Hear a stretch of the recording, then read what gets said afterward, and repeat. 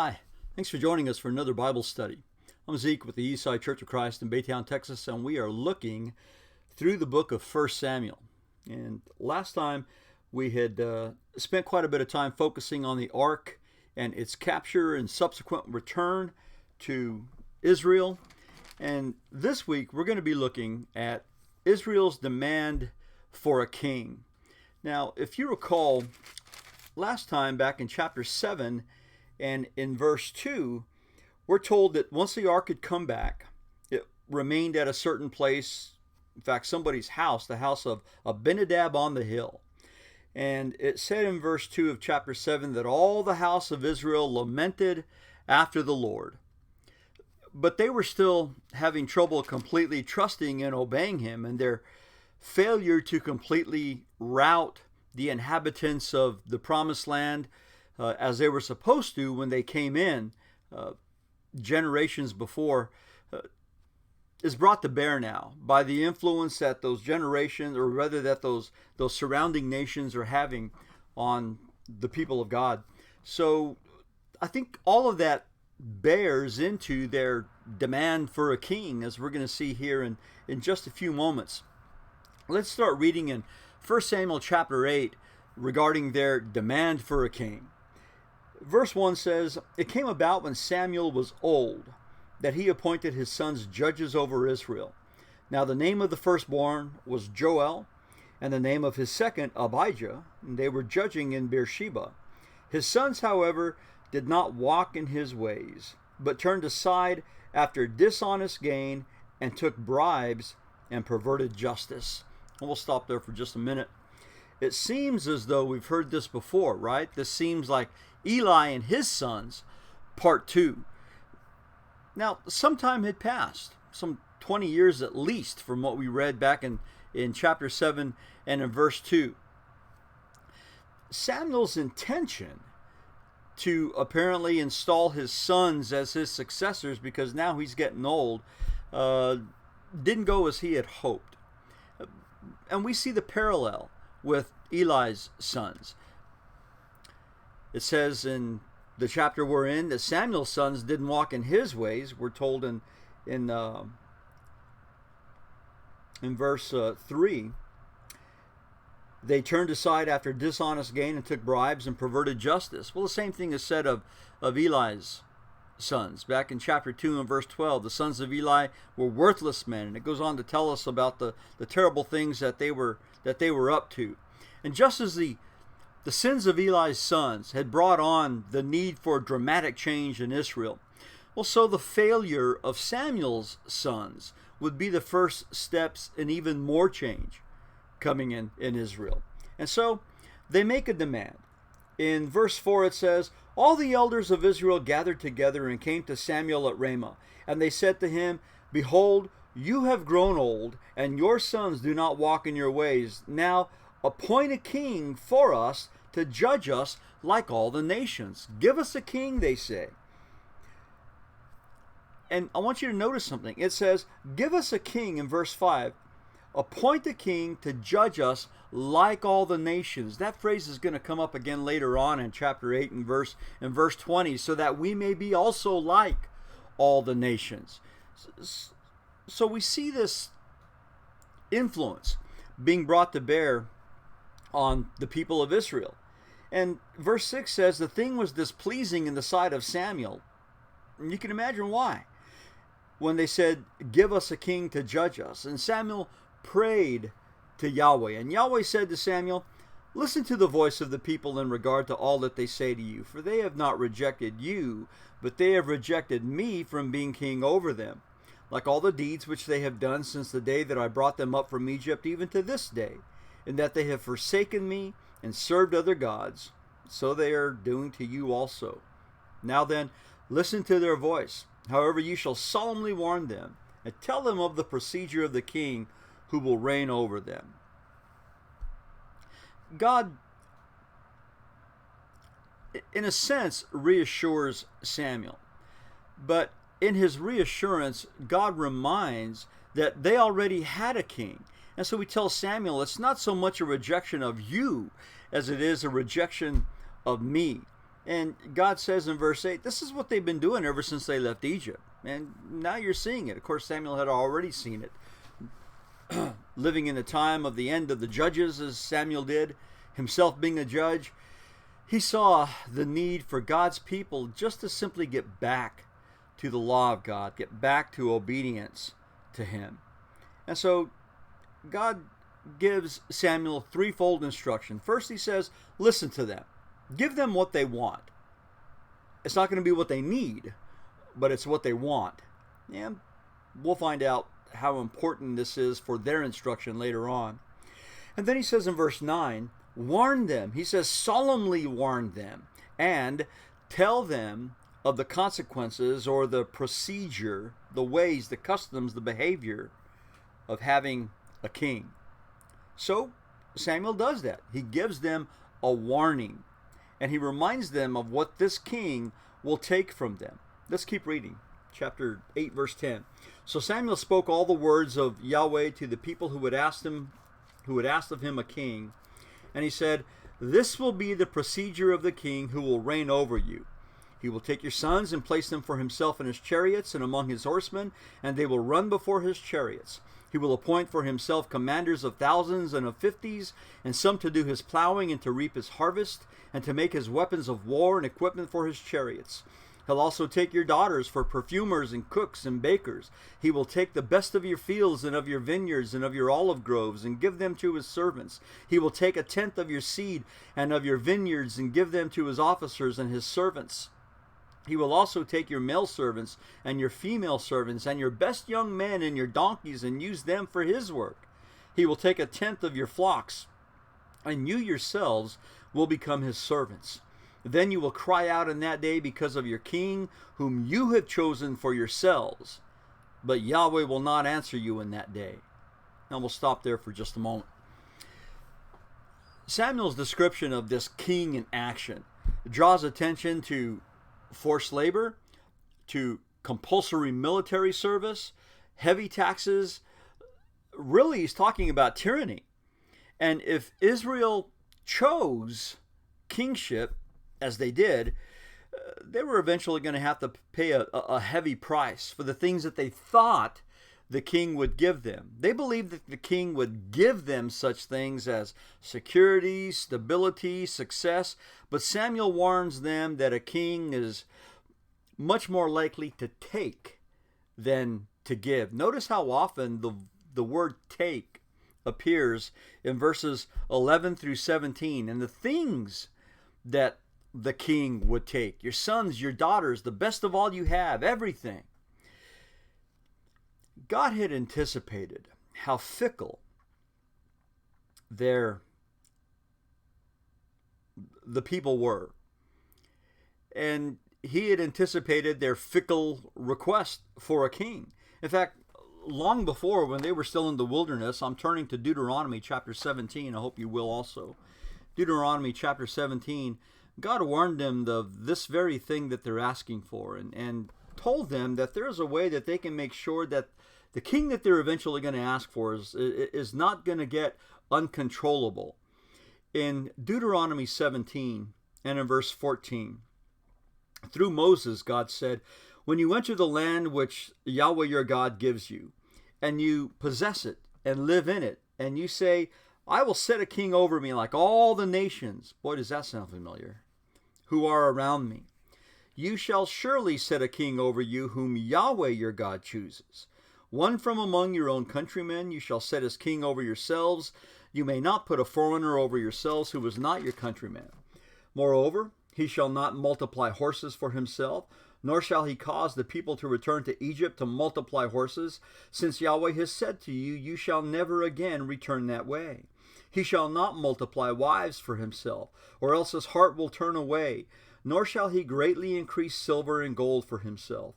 Now it shall come about that when he sits on the throne of his kingdom, he shall write for himself a copy of this law on a scroll in the presence of the Levitical priests. And it shall be with him, and he shall read it all the days of his life, that he may learn to fear Yahweh his God, by carefully observing all the words of this law and these statutes, that his heart may not be lifted up above his countrymen, and that he may not turn aside from the commandment, to the right or to the left, so that he and his sons may continue long in the kingdom in the midst of Israel. Now, God had warned them and provided some instruction, reasonable instruction, for a reasonable reign of a king. But when you go back to 1 Samuel chapter 8, and you see where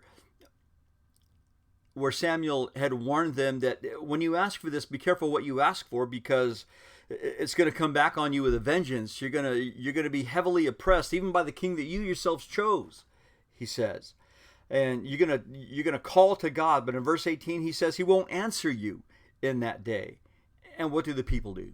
Well, verse 19 says, nevertheless, the people refused to listen to the voice of Samuel, and they said, no, but there shall be a king over us, that we also may be like all the nations, that our king may judge us and go out before us and fight our battles. Now after Samuel had heard all the words of the people, he repeated them in Yahweh's hearing. And Yahweh said to Samuel, listen to their voice and appoint them a king. So Samuel said to the men of Israel, go every man to his city. Now, of course, the people rejected Samuel's warning, and they insist all the more emphatically on a king, so that they could be like all the nations. And that's, in a sense, still true. Consciously or subconsciously, God's people are always under pressure to conform to the nation or nations around them, to the societies and the cultures and the philosophies and the ways of life of those around them, in spite of the fact that God has always given his people repeated warnings about that very danger. Well, God's going to let them have what they want. We saw that in verse 22. But he's also going to let them have the consequences that go along with it. And next we read about a person who enters the scene. His name is Saul. Let's take a look here at the first couple verses of chapter 9. Now there was a man of Benjamin whose name was Kish, the son of Abiel, the son of Zeror, the son of Bechorath, the son of Athiah, the son of a Benjamite, a mighty man of valor. And he had a son whose name was Saul, a choice and handsome man. And there was not a more handsome man than he among the sons of Israel. From his shoulders and up he was taller than any of the people. So as soon as he begins to describe the sudden appearance of Saul, we see that this is a very impressive guy. He comes from a warrior background, right? He's from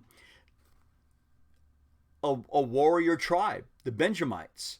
He's a choice and handsome man, it tells us. And he's tall. It's the only person in the Bible who conspicuously referred to as tall.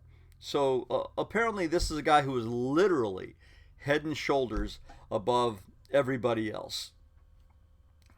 And this guy is on a mission, but not for the kingship. In verse 3, it says, now the donkeys of Kish, Saul's father, were lost. So Kish said to his son Saul, take now with you one of the servants, and arise, go search for the donkeys. And he passed through the hill country of Ephraim, and passed through the land of Shalisha, and they did not find them. Then they passed through the land of Shalim, but they were not there. Then he passed through the land of the Benjamites, but they did not find them. Now, Saul goes on a journey that's fruitless, and it's this kind of roundabout journey that you see on this map here, looking for his father's donkeys. Now, the very fact that it tells us 3 times that he couldn't find them may be a pretty unflattering portrayal in regards to his competency of caring for his father's flock or herd of donkeys, whatever you call a bunch of donkeys. And it may be suggestive somewhat of his unfitness to serve as the shepherd of God's flock, of God's people. When you look back at the patriarchs, Abraham, Isaac, Jacob, even Moses, they were all depicted as skillful shepherds, but not Saul, not the man who would become Israel's first king. He goes on this trip to find them. He doesn't find them, and he's starting to worry about what his father was going to say. Well, verse 6, as we skip verse 5, says, he said to his servant, behold, now there's a man of God, or rather his servant says to him, there's a man of God in the city, and the man is held in honor. All that he says surely comes to. So let us go there. Perhaps he can tell us about our journey on which we have set out. So Saul's servant has an idea. Let's go to this man of God. And we don't know yet that it's Samuel. Of course it is.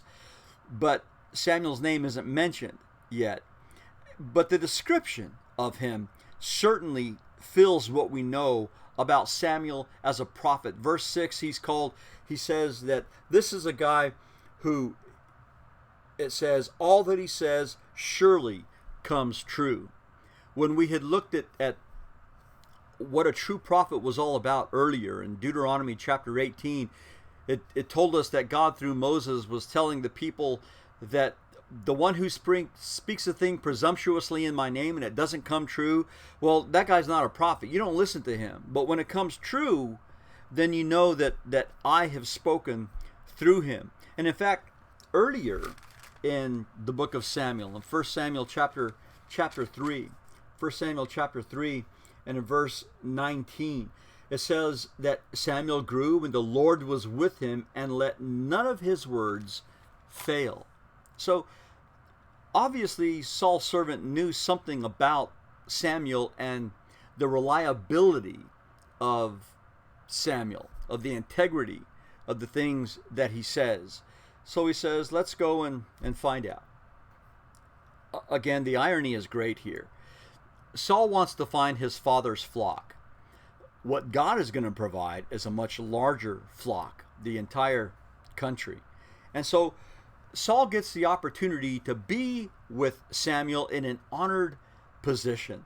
In verse 15 of 1 Samuel chapter 9, after they had come to the city where Saul was, apparently Ramah, it says, now a day before Saul's coming, the Lord had revealed this to Samuel, saying, about this time tomorrow, I will send you a man from the land of Benjamin, and you will anoint him to be prince over the people, over my people Israel, and he will deliver my people from the hand of the Philistines, for I have regarded my people, because their cry has come to me. When Samuel saw Saul, the Lord said to him, behold, the man of whom I spoke to you, this one shall rule over my people. Now we'll stop there for a moment and notice something.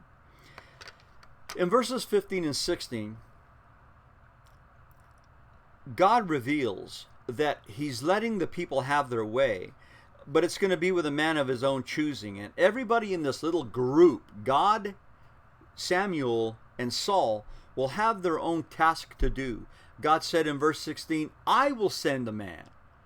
And to Samuel, you shall anoint him. And for Saul, he shall deliver my people. Verse 18 tells us that then Saul approached Samuel in the gate and said, please tell me where the seer's house is. And Samuel answered Saul and said, I am the seer.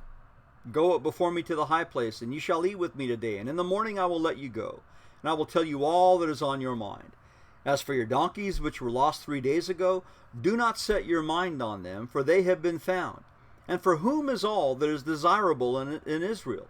Is it not for you and for all your father's household?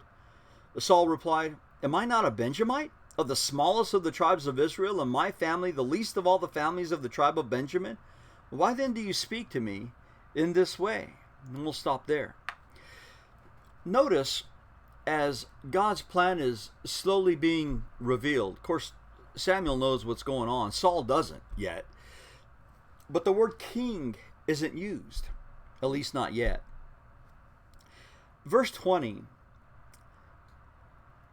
as Samuel is putting Saul's mind at ease, don't worry about the donkeys, everything is cool. He says something strange in the middle of all that, though. He says, he calls Saul the desire of all Israel. Now, Saul has no idea yet what this really means. And it's clear by the way he responds in verse 21. Why would anybody want me? Saul wants to know. I'm just a Benjamite. I'm from one of the smallest clans. I'm nobody, basically. He doesn't know yet that the desire of Israel is for a king, and God has chosen him to be king. This is a word that's important. The word desire doesn't only mean what somebody wants. Sometimes it's used of a sinful inclination. So we could just as easily read, to whom is all the desire of Israel? It could be understood to mean, to whom is all the sinful craving of Israel? Because the same kind of word is used in other places in a very negative sense. In Numbers 11 verse 4, we're told about the rabble who had come out of Egypt with the Israelites, who had greedy desires and had influenced the Israelites to ask for something more than what God had already been providing them for. In Joshua chapter 7, Achan, you remember Achan, the one who had taken the things that were under the ban. He said, when I saw among the spoil a beautiful mantle from Shinar and 200 shekels of silver and a bar of gold, 50 shekels in weight, then I coveted them. That's the idea behind this word desire. There's a sinful inclination. There's a dark wanting that's going on here. And of course, Saul right now doesn't have a clue what's going on. And he's treated with some honor. We won't read through it, but the rest of chapter 9 tells us how he had gotten the honor of eating with Samuel, with a choice portion of meat, had gotten to sit with him. So things are going on. And Saul just has to be wondering, what is going on here? Well, he's about to find out. Saul is about to be anointed, although privately, for the kingdom. In chapter 10 and in verse 1, it says, now Samuel took the flask of oil, poured it on his head, kissed Saul, and said, has not the Lord anointed you a ruler over his inheritance? When you go from me today, then you will find 2 men close to Rachel's tomb in the territory of Benjamin at Zelzah. And they will say to you, the donkeys which you went to look for have been found. Now, behold, your father has ceased to be concerned about the donkeys, and is anxious for you, saying, what shall I do about my son? Then you will go on further from there, and you will come as far as the oak of Tabor. And there 3 young men going up to God at Bethel will meet you, one carrying 3 young goats, another 3 loaves of bread, and another carrying a jug of wine. And they will greet you and give you 2 loaves of bread, which you will accept from their hand. Afterwards, you will come to the hill of God, where the Philistine garrison is. And it shall be, as soon as you have come there to the city, that you will meet a group of prophets coming down from the high place with harp, tambourine, flute, and a lyre before them, and they will be prophesying. Then the Spirit of the Lord will come upon you mightily, and you shall prophesy with them, and be changed into another man. And it shall be, when these signs come to you, do for yourself what the occasion requires, for God is with you. And you shall go down before me to Gilgal, and behold, I will come down to you to offer burnt offerings and sacrifice peace offerings. You shall wait 7 days until I come to you and show you what you should do. Yeah, we'll stop there for a moment. Now, what we see going on at the beginning of chapter 10 is pretty straightforward. Saul is anointed, and the act of anointing is fairly simple. It just means to smear with oil. In the book of Exodus, chapter 20, there are ingredients that are called for holy anointing, for a holy oil. Included in this were oil of myrrh, cinnamon, cane, cassia, and a certain kind of oil, olive oil, that was called for. And while the act is pretty straightforward, you just either pour some oil on somebody or you smear some on their forehead, the symbolism is far more important. The symbolism of anointing with oil was sometimes done as a mark of honor. We see that happening in the New Testament, in Luke chapter 7 with Jesus and an unnamed sinful woman who had anointed his feet with some expensive oil. We see it going on also with Jesus and another woman, that time Mary, in John chapter 12. But it was not just a mark of honor, it was also an appointment to an office, a setting aside or a consecration to a task, to a mission. God is marking out a man, setting him apart for a specific work. And we see this in Exodus chapter 40, where God would have the priests anointed for their work. In 1 Kings chapter 19, verses 15 and 16, Elijah the prophet is told that he's going to anoint a man named Jehu for the kingdom, and another man, Elisha, to be prophet. Now that happens several generations after what we're talking about here in 1 Samuel 9. But the idea of anointing, although it was a very straightforward and simple act, was heavy with symbolism. And further, I want you to notice something here. Verse 1, Samuel asks, "Has not the Lord anointed you a ruler over his inheritance?" Now, Saul was told that the work that God was setting him aside to do was to be a steward over his, God's inheritance. He was supposed to be a faithful caretaker of that which ultimately belonged to God. So, Saul would be subordinate to God. But even so, kingship was a brand new institution in Israel. And it's not surprising if Saul had doubts about it all. We'll see that as we go through here.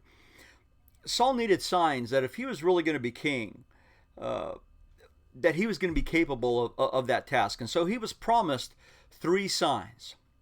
First of all, he was told that he would be met by 3 men with 3 goats and 3 loaves of bread and a jug. These guys would be on their way to God at Bethel, it said.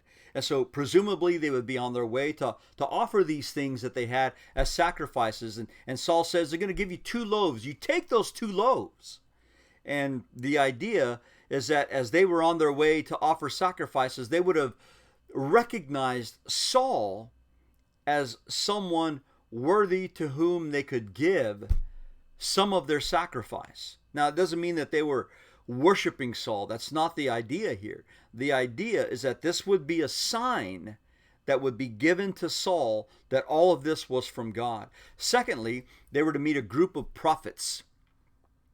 And not only that, but the thing that would really clinch it is that the Spirit of Yahweh, you read there in verse 6, will come upon you mightily, and you shall prophesy with them and be changed into another man. Now, this is very significant. Later, in 1 Samuel chapter 16, go there with me.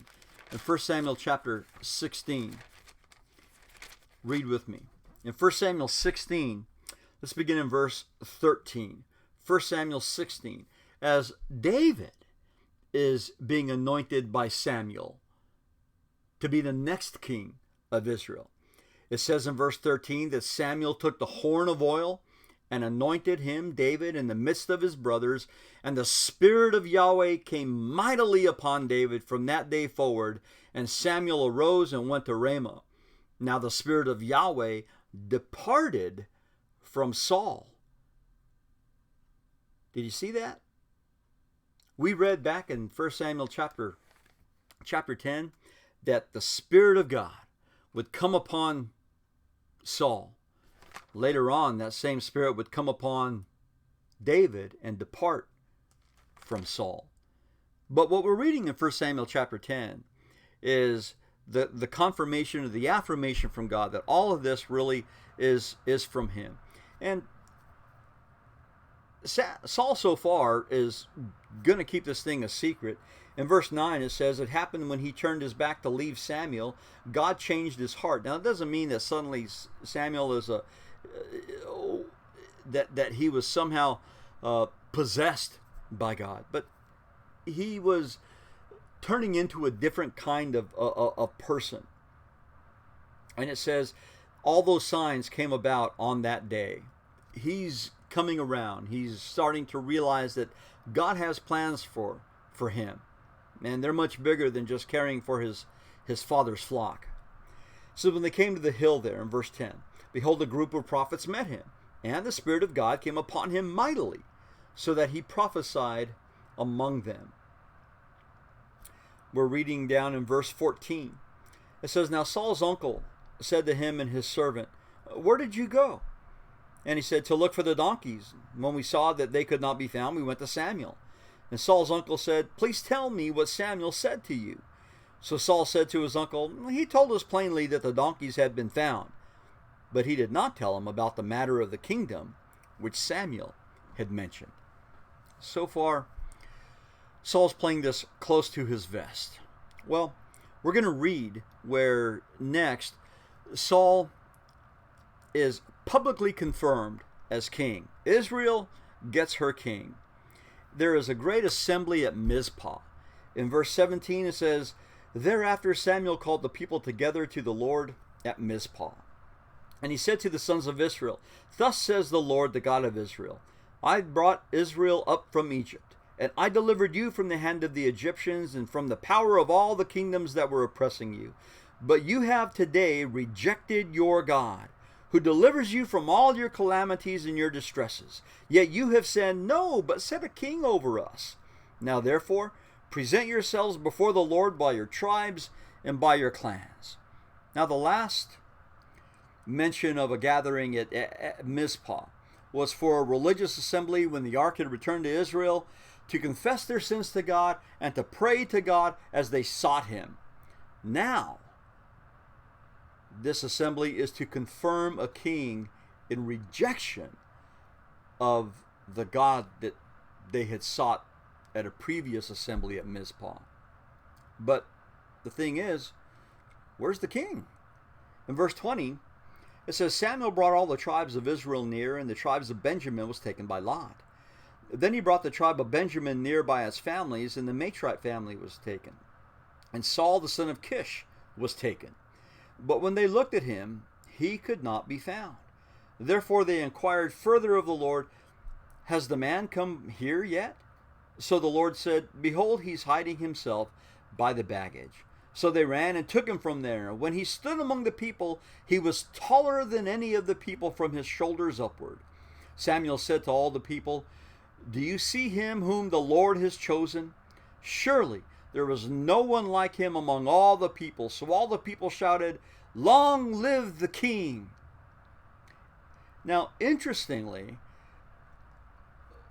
although Saul had already been anointed king by Samuel, still they go through this process where he's chosen by lot, right? First the tribe of Benjamin is taken, and then the family clan, the Matrites, is taken, until they finally get to Saul, the son of Kish. But where is he? He's nowhere to be found. He's hiding among the baggage. Saul clearly has no clue what to do here. And at first it seems like it's obvious he's something he's so unprepared for that he doesn't want it. And it won't be the last time that we'll see Saul uncomfortable and unsure in his role. And it seems to foreshadow a reign where he would abandon responsibility to God that would be associated with the godly rule of God's own people. And really it suggests a lack of wisdom over the man whom the people were preferring to be king, as they rejected God as their king. Well, everybody eventually just goes home, and it's kind of anticlimactic.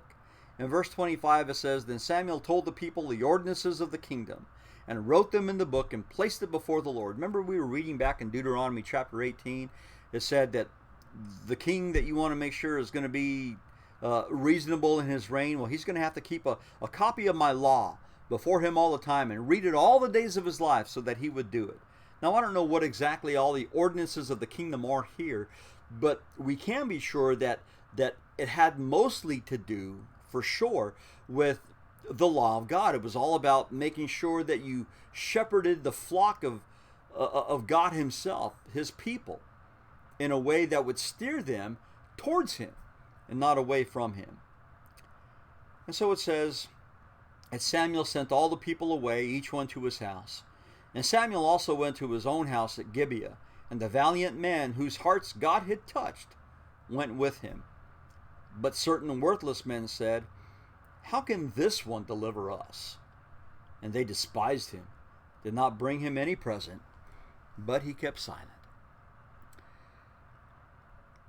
While people are yelling, long live the king, Samuel reminds them of what a kingdom required. He wrote down those ordinances of the kingdom. When Samuel dismissed the assembly, it's important for us to see that he is still firmly in charge. The king goes home. Everybody else goes to their own house, including Saul. And we get the idea that Saul, at this point, is a man without a plan. He has no idea about how to execute his reign. In fact, we're going to see in the very next chapter, chapter 11, when a situation arises, Saul is plowing behind the oxen. And apparently some men have noticed. Verse 27 says, how can this one deliver us? And they despised him. Saul doesn't do anything about it. It says he kept silent. And maybe it's a harbinger of some of the ineptitude that's to follow in Saul's reign. As we consider the people's clamor for a king, there are some important lessons for us to learn here. While the narrative reports the mechanics by which Israel got her first king, underneath the surface of all of that is God's subtle yet sovereign actions, even as he placates his people, even as he gives them what they want. Later on, he's going to give them the king that they need. Right now, he's giving them the king that they want. The underlying sense we also see of difficult times ahead because of Saul's ineptitude and the people's hard-heartedness seem to ripple underneath the surface of all of this. But don't forget, God's not finished with his people. And he's not finished with us either. Even as we are influenced by all the things of the nations and the society around us.